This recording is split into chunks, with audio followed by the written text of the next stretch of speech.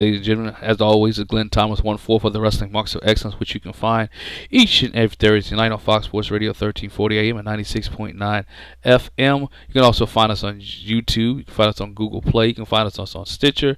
You can find us up on iTunes. Go ahead and hit the subscribe button and the bell notification. As always, man, I want to talk about this pay-per-view that just took place, the Elimination Chamber pay-per-view. If you want to leave a comment, if you watch me live on YouTube, go ahead and leave a comment on YouTube. If you're watching me on Facebook, go ahead and leave a comment on Facebook Live. I just want to get your thoughts and opinions on the Elimination Chamber that just took place from Houston, Texas. Let's get started, man. We got the Boston Hug Connection in this women's elimination tag team match, Elimination Chamber tag team match. Sasha Banks. You got Sasha Banks, you got Bayley, you got Sonya Deville, you got Mandy Rose, you got Carmella and Naomi, you got Nia Jackson, Tamina, you got the Riott Squad and the IIconics, who put on a great show tonight. I don't care what anybody says or anybody think about this, but the IIconics put on a special moment and a special show in this match. They really show that they are a good tag team and they can do. It's going to be fun to see how the Boston Hug Connection, who eventually won this thing, ain't no spoilers here, the Boston Hug Connection won, eventually see how they would be able to defend their titles later on. Order elimination, Naomi and Carmella was the first to get eliminated by the IIconics. Then the IIconics was eliminated by Tamina and Nia Jax. The Riott Squad was eliminated by Tamina and Nia Jax. The Boston Hug Connection eliminated Nia Jax and Tamina, and then once again the Boston Hug Connection eliminated Mandy Rose and Sonya Deville, who were the last two in the ring against the Boston Hug Connection. And you have Sasha Banks and Bayley win. Now, just over a year ago in Elimination Chamber, we saw Sasha Banks turn her back on Bayley, but this year they win together, and I guess there won't be a split anytime soon between Sasha Banks and Bayley. It's good to see them. The writing was on the wall here. That Sasha Banks and Bayley will win the tag team championship. So there's no harm, no foul. It's good to see that Sasha Banks and Bayley picked up the win here over other 6 women in this match, man. I mean, this was no shock to anybody. You thought Sasha Banks and Bayley was going to win, and guess what? Sasha Banks and Bayley won this. Good to see. It'd be interesting to see how WWE takes this onto the road to WrestleMania. We only have one pay-per-view left before we go to WrestleMania, and that is Fastlane, which comes up in 3 weeks. Be interested to see where the tag titles, I want to call it the SmackDown tag titles, but it's the women's tag titles, which we defended on Raw and SmackDown, I believe, since there were Raw and SmackDown women in the show. So we'll see where Bayley and Sasha Banks go from here. Then we moved on. To Shane McMahon and the Miz taking on the Usos. We know not little Jimmy. We knew that Jimmy Uso had gotten in trouble early in the week with the police. We'll be interested. We wanted to see where WWE would go here with him to see if there would be any kind of punishment for the Usos for him getting in some legal trouble. But nonetheless, before we even got to the match, there was a major announcement that came from the Miz and Maurice. And the major announcement is that Miz and Maurice are having another baby, believe it or not. And then the crowd say, "You still got it." And the Miz was like, "Yeah, I still got it," which is good for them. They just had their first child almost a year ago, a week before WrestleMania. Miz became the father for the first time, and now he's finding out that him and Maurice are getting ready to have another baby, which is good for them, good for his family, good for Maurice. Hey, that what married people do, like it or not, they're getting ready to have another baby. So hopefully this time the Miz may get his boy. He already have a baby girl. Maybe he can get his boy. But let's move on to the match. In this match, it was a back and forth match. Shane McMahon got his coast to coast in. The Miz and Shane got a high risk maneuver off the top rope onto the announce table. Shane McMahon crashes and burns. But at the end of the day, ladies and gentlemen, it was the Usos. That's right, Jimmy J. Uso. The Usos with the win. The Usos picked up the win after the Miz hit the skull-crushing finale, but yet got crossed up. Got the, excuse me, as you want to call it, the crucifix put on him. The crucifix was put on him, and the Miz loses. Later on in the night, we saw the Miz have a blow up. The Miz had a tantrum, which eventually we know and people want to see that this will eventually set up later on the Miz taking on Shane McMahon at WrestleMania. We hope, cross your fingers, that WWE doesn't mess this one up, that we will get the Miz and Shane McMahon at WrestleMania. Then we move on to Bobby Lashley and Lio Rush taking on Finn Balor in a handicap match here. Right now, you was already on the high from the women's elimination chamber match, which by far was a good way for WWE to open the night with having the women start the show because they put on a great match. Then you already saw a title change with the Usos getting the belt, and then we went on to Bobby Lashley, Lio Rush taking on Finn Balor, and your mind is like, nah, ain't no way in the world would Finn Balor be able to win this one. Ain't no way in the world that you got Bobby Lashley, you got Lio Rush. WWE is not going to change the title again. Wrong answer. Finn Balor is your winner of first time ever Intercontinental Champion. He defeats Bobby Lashley and Lio Rush. Now he gets the pin on Lio Rush in this match, in the handicap match. And I guess as wrestling fans, if you're watching wrestling long as I have, you figure this one was going to come, that he wasn't going to beat Bobby Lashley, that he was going to beat Lio Rush, and he did with the coup de grace. Lio Rush gets pinned by Finn Balor, and Finn Balor is the new Intercontinental Champion. And then Bobby Lashley snaps on Lio Rush. He choke slammed him. He thinks about it. He grabs him up like a little child, put it in the choke hand, put his hand around his throat, thought about, yeah, shouldn't I do it? Looked like he was getting ready to walk out, and then yet here he comes. Bobby Lashley choke slam Lio Rush, and you're like, oh man, Bobby Lashley with the turn. Wrong answer. Bobby Lashley didn't get a turn. We see Bobby Lashley later on in the night do some heelish things, but nonetheless, Finn Balor is your Intercontinental Champion. Be interested to see where he goes from here. He might get a matchup. We might see a matchup between Finn Balor and Bobby Lashley, maybe again at Fastlane. We know that WWE has already implemented there is no rematch clauses, so you may not see Bobby Lashley and Finn Balor to go at it one-on-one. Bobby Lashley may move on. Finn Balor may move on to another opponent. Hey, who would you like to see Finn Balor in a face for an Intercontinental Championship match? Let me know.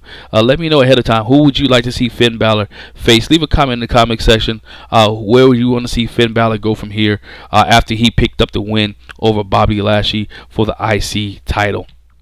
Then we moved on to Ronda Rousey and Ruby Riott here in this match. Very quick match, if you believe it or not. It was a quick match with Ronda Rousey and Ruby Riott. Ronda Rousey picked up the win. Charlotte Flair was outside the ring at the broadcast booth, and you knew that something was going to take place or something was going to happen. Wasn't 100% sure if you were going to see Becky Lynch, or the Man as most people like to call her, but nonetheless she makes her way to the ring. Mind you, Ronda Rousey dressed up in her Sonya Blade outfit to pay a little homage for Mortal Kombat, but she picked up the quick win over Ruby Riott when she tapped out. And then all HELL broke loose because we saw a suspended the Man, Becky Lynch, can make her way through the crowd. No security stopped her. She didn't have a ticket. She had crutches, as WWE had a promo earlier in the night to show that Charlotte Flair had beat up Becky Lynch the night before. So Becky had crutches. She comes out there in her crutches, with her crutches, and she begins to just go to work on Charlotte Flair. She just whips her like she is a Russian mule or a whipped dog. And then she goes on to beat Ronda Rousey as well. Ronda Rousey busted her head open, bleeding. I'm sure there's going to be some stitches there. Hey, but nonetheless, Becky Lynch proved that she is the Man. Only time will tell what will happen on this Monday night. If Vince McMahon will give some kind of stipulation, or if he could suspend her even further for her actions, or he just go ahead and just throw her in this match, which everybody wanted to see anyway. Well, not everybody. Some people don't want to see a triple threat match. I myself don't mind having a triple threat match. These three ladies have been killing it since SummerSlam, so why not give it to them? Why not give the fans? Yeah, it may save Ronda Rousey for not getting pinned. Charlotte Flair may walk away as champion, but Becky Lynch may walk away as champion, and Ronda Rousey may be out of the company. Only time will tell, but that's the fun part of WrestleMania, ladies and gentlemen. You can just go ahead and have your opinion, have your thoughts, and begin to share what you think is going to happen, because WrestleMania is only 7 weeks away, and we got 7 weeks to speculate. We have 7 weeks to talk about what we think is going to happen. And don't hate me because I'm a wrestling fan. This is my time of year where I get ready to shut down all spoilers, because when I get to New York, I want to be surprised on everything. But nonetheless, we move on to another part of the night where we saw Baron Corbin taking on Braun Strowman. Now, Baron Corbin came out in this match while Ronda Rousey was still out there licking her wounds or embracing the blood on her head, as per se.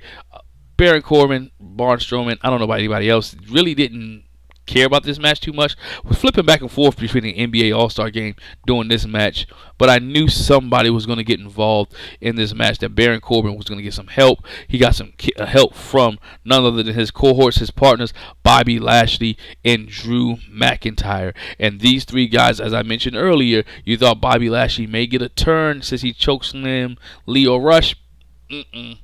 Bobby Lashley joined forces with Baron Corbin and Drew McIntyre as they demolish and destroy the beast himself, not Brock Lesnar, but the second beast, the mini beast, the little man, Braun Strowman. Put him through 2 tables as they stepped on the steps and put Braun Strowman through the 2 tables and allowed Baron Corbin to pick up the win. That's right, ladies and gentlemen, Baron Corbin picked up the win over Bobby Lashley, and picked up the win over Braun Strowman with the help of Drew McIntyre and Bobby Lashley. Interested to see where WWE goes with Baron Corbin since he's been removed from general manager. Baron Corbin been on a little bit of a win streak here as of late, but it will be interesting to see how time will tell and how things will shape up for Drew McIntyre, Bobby Lashley, and Baron Corbin for WrestleMania. I was expecting these guys to be in a big type of match at WrestleMania. As of right now, it doesn't look like they're going to be in a big match. It looks like they'll be in a match against baby Braun Strowman, who has not have any friends. But do you really want to see Braun Strowman in a tag match or any type of match like that at WrestleMania? I mean, last time he was in a tag match or against he picked up a 13-year-old kid, 10-year-old kid who had school the next day to go against 2 grown men. So only time will tell who Braun Strowman will pick up this year for his apparent WrestleMania match against Drew McIntyre, Baron Corbin, and Bobby Lashley.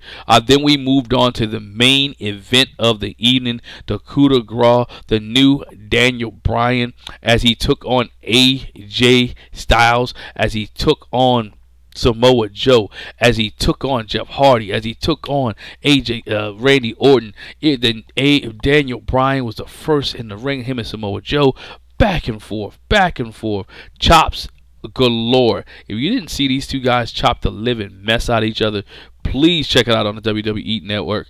Check out the rewind time, whatever you want to watch afterwards. But Daniel Bryan and Samoa Joe went for broke, and these two guys gave each other the business, and it was good to see good match here between these guys. The way that it went, you had Daniel Bryan and Samoa Joe, the first 2 in the ring. The next one to enter in the ring was Kofi Kingston, and the crowd went wild for Kofi Kingston. Loved Kofi Kingston in the ring. Get excited, and it made you think maybe tonight is the night. Maybe it's the night tonight we get Kofi Kingston to get a win. We know that Kofi had a big night on SmackDown, and I know you guys were out there thinking African American night. Maybe because it's Black History Month. Maybe it's African. We may be able to get that first African American champion. So many people say we have not had. Sorry, newsflash, Rock's dad was African American. If you don't like what I said, tweet me at gfather7025. We already had an African American champion, and his name is Dwayne Johnson. So move on that point. Kofi Kingston, AJ came in. Next, AJ Styles was the next one to come in. Jeff Hardy came in, didn't last too long, and the Viper, Randy Orton, was the last one to get in the ring. But believe it or not, the first one eliminated here was Samoa Joe, and there goes my pick. Thought Joe had opportunity to win this. Joe has been in so many big key matches throughout the year. If you check it out, to the ones against AJ Styles, against Daniel Bryan, and has not been able to win the world to the WWE title. When is Samoa Joe going to get his turn as champion? Only time will tell. Then we get Jeff Hardy, who gets eliminated by Daniel Bryan. You're like, wow. That leaves Samoa Joe, Randy Orton, Kofi Kingston, and Daniel Bryan in the ring. And you sitting there like, man, who's going to win this? Is the Viper going to be able to get it? AJ Styles going to get it. But no, phenomenal forearm miss. Randy Orton catches a RKO out of nowhere, and AJ Styles is eliminated just like that. And then we get a Trouble in Paradise onto Randy Orton, and then it leaves Daniel Bryan and Kofi Kingston, and this is when the crowd goes wild. Back and forth, and it was a good match here. And at the it goes going back and forth, and Kofi Kingston almost took advantage. Kofi Kingston hit the Trouble in Paradise on Daniel Bryan, and you got a 1, 2, and you thought Kofi Kingston went, but Daniel Bryan at the very last second rolled out of the pinning combination, and it was like the crowd went wild. People showing the Undertaker guy didn't have anything on some of these reactions that we saw in the crowd, and Kofi Kingston kicked out of Daniel Bryan's the yes lock, if you want to call it. Not kicked out, but he grabbed onto the rope. Thought we were going to tap there, but he made it all the way to the end. Daniel Bryan grabbed Kofi Kingston, stumped in his face. Only grabbed him in the face, stumped him in the face. But then again, however, at the end, Bryan quickly locked up Kofi Kingston in the shoulder and jaw submission until he grabbed the rope, got that there, and then towards the end of the match, Bryan gets to win over Kofi Kingston. The crowd went crazy after Bryan gets to win and started chanting, "Thank you, Kofi." Why do you want to say thank you, Kofi? Because he lost? Thank you, Kofi, because he put on a great match. Because a guy that was stuck in the shadows of New Day came out and worked his butt off, and the fans appreciated the fact that after 11 years, Kofi Kingston had an opportunity in a main event, a pay-per-view, and to be in a title match. If you don't go back to remember, the last time Kofi Kingston was supposed to be in an Elimination Chamber match or a title match, Kane ended up taking the spot for the title. Go back and check it out. I think it was No Mercy. If I'm wrong, check me out or listen to this last week's Wrestling Marks of Excellence, where I talked about it with the Wizard himself, Nephew Corey, my main man, Champ Creed. But check it out there. This match here had to be one of the highlights of the night. But Daniel Bryan picks up the win, and we'll move on to WrestleMania 35. It will be interesting to see who Daniel Bryan will face at WrestleMania 35. Can't wait for some Tuesday night SmackDown to see who Daniel Bryan will take on. Will Daniel Bryan take on Kofi Kingston? Will Daniel Bryan take on AJ Styles? Will Samoa Joe be the #1 contender? How will we find out the #1 contender for Daniel Bryan's championship? Only time would tell. That will be the interesting part here on WWE SmackDown. Overall, I had to give this show a B+.